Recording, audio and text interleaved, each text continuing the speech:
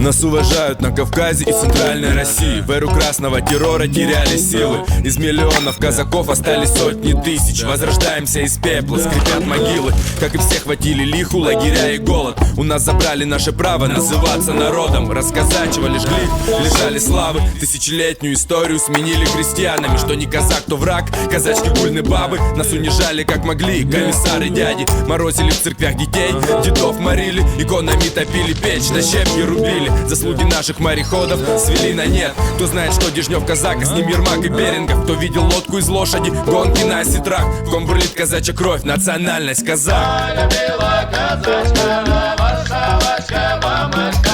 Взяла его за рученьку, повела в комод. Давай, браты! Полюбила казачка, варшавочка, мамочка. Взяла его за рученьку, повела в комод.